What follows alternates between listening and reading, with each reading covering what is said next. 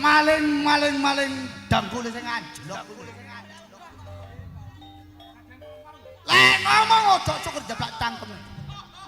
Kepengin tak jejeli glati waduke karo Sarip iki yo. Ya bener Sarip dadi maling.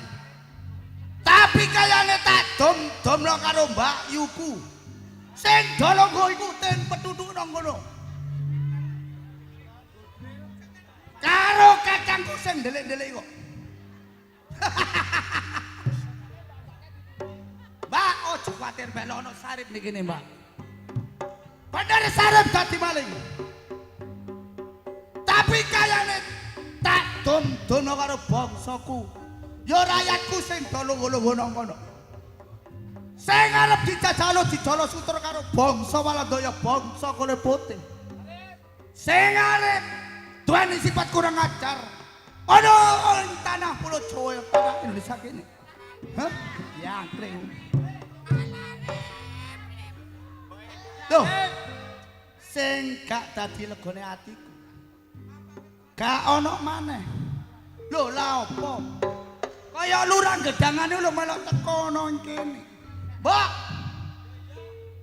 Lurah gedangan mola opo mbok teko kene, Mbok? Aja ndelik ae, Mbok. Mboke sing ndi?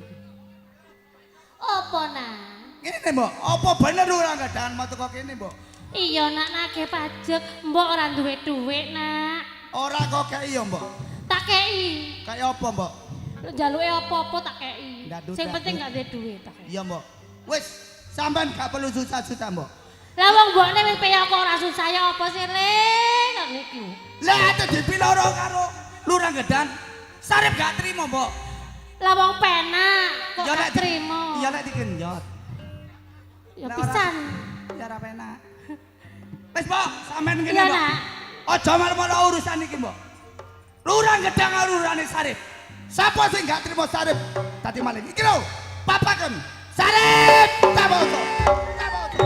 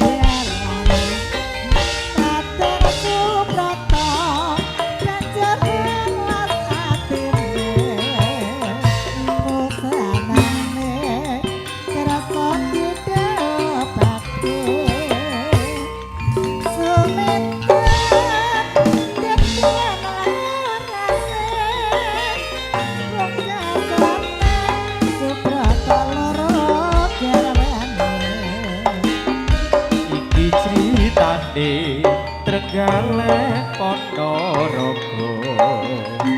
duwe budi para warok Pancabara Guna seca Suragena Suramenggala gegerane rebutan Raden Subrata Suminten wuyung banjur rusak pikire jalarane buruk didhawuhake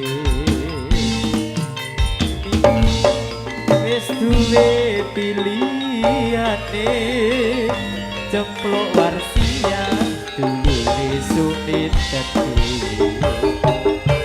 Suminten edan gara-gara wong lanang Raden Subrata pancet yoga tetenan Suminten edan gara-gara katresnan edan turut dalan lali ora sadalan Raden Subrata